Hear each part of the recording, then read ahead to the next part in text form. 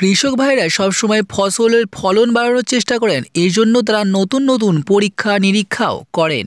কিন্তু এসবের মধ্যেই উত্তরপ্রদেশের বুলন্দশহর জেলার কৃষকরা এক অনন্য পরীক্ষা করেছেন। তারা ফসলের গুণগত মান বাড়াতে এক অনন্য পদ্ধতি অবলম্বন করেছেন। এখানকার কৃষকরা ঐতিহ্যবাহী কীটনাশকের পাশাপাশি দেশি মদ স্প্রে করছেন। তারা দাবি করছেন যে এটি শুধুমাত্র ফসলের উন্নতি করে না, বরং অন্যান্য রোগ থেকেও মুক্তি পাওয়া যাবে। শিকারপুর গ্রামের কৃষকরা বলেছেন যে মদের ব্যবহারের কারণে আলুর আকার বড় হয়। তারা কীটনাশকের মধ্যে অল্প পরিমাণ অ্যালকোহল মিশিয়ে ফসলে স্প্রে করেন। এই পদ্ধতিতে আলুর ফলন বৃদ্ধির পাশাপাশি শীতকালে রোগ বালাই হওয়ার আশঙ্কাও কমে যায়। প্রতি একর জমিতে প্রায় 200 মিলি মদ ব্যবহার করা হয় এবং এর কোনো ক্ষতি হয় না।